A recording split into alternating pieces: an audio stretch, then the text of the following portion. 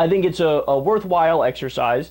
You know, this is a question that a lot of progressive hosts have brought up in the past couple of days, but we haven't really gone into all the nooks and crannies. That's a weird phrase. I don't know why I like it though. We haven't really gone into all the nooks and crannies as to how much it would cost if we were to take military action in Syria. So get this. The first few weeks of the operation in Libya is a good measure that we can use to try to determine how much it would cost if we were to go to Syria. So that cost about $600 million. It was $340 million of that went to munitions. Each Tomahawk land attack missile costs $1.4 million. Now remember, that's what we're thinking about using in Syria. Now, isn't that amazing? And I got a lot more information here, but let's just reflect on that for a second. Each missile cost $1.4 million. For Christ's sake, if you spend $1.4 million on a home, it's like a fucking mansion. I mean, obviously, depending on where you live, in the most expensive counties, it would just be a really nice house, not a mansion. But in a lot of places in America, that's a goddamn mansion. But that's one missile. So our tax dollars go to funding these missiles that each one is like the cost of a mansion. Isn't that ridiculous? Can't we find a more cost-effective way of creating missiles? Also, the Navy's USS Nimitz and other vessels were scheduled to return home from deployment, but they have now been ordered to remain within striking distance of the country. That's an estimated cost of $25 million per week. Flush that down the toilet. Now, all this is in the context of Secretary of Defense Hagel saying, oh, it would only cost tens of millions of dollars if we were to attack Syria. Who are you kidding? That's 10 missiles.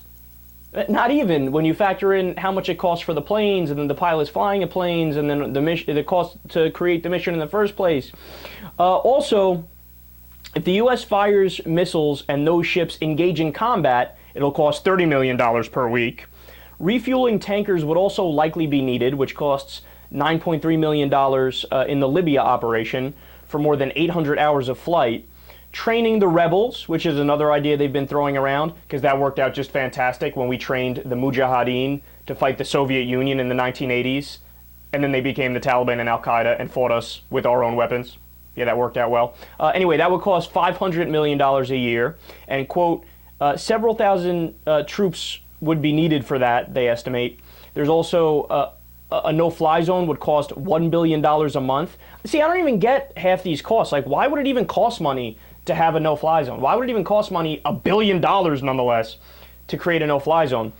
And keep in mind, these are all options and possibilities, but in terms of a concrete prediction for the overall cost, Todd Harrison, who's a defense budget analyst at the Center for Strategic and Budgetary Assessments, said, quote, if you include the replacement cost of munitions, it could cost up to $1 billion. So a small-scale attack on Syria could cost up to $1 billion. Now, isn't it funny how whenever we have a conversation about doing any government action at home, you have conservatives, but also Democrats say too, well, how much is it going to cost? Well, we need to weigh it into account. God, you know, we've been spending so much money and the deficit is so high and the national debt is so high and we can't afford it. We can't afford any of this. We have to do the sequester. The sequester was over $1 trillion in cuts. Funny how we cared so deeply about the deficit and the national debt when the things that they wanted to cut were for you and me.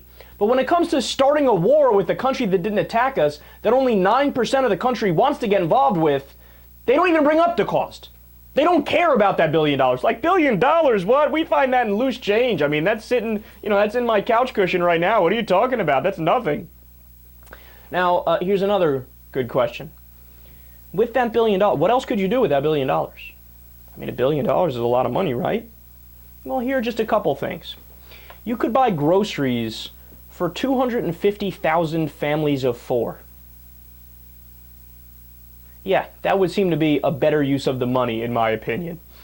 You could get a year's worth of daily Disneyland. In other words, kids could go to Disneyland for a year for 77,285 fans.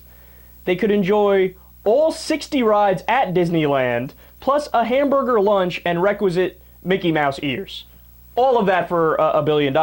You could get 2 years worth of AIDS research at the Centers for Disease Control in Atlanta, or a year's worth of the drug AZT for 330,000 HIV-infected people.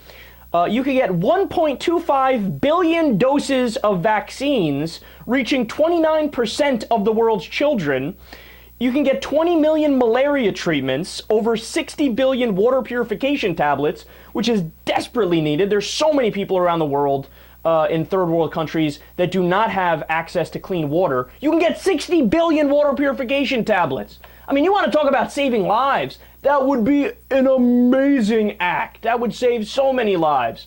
But all of those things, of course, they're not even in the conversation, man. Hey, what's a better way to spend $1 billion?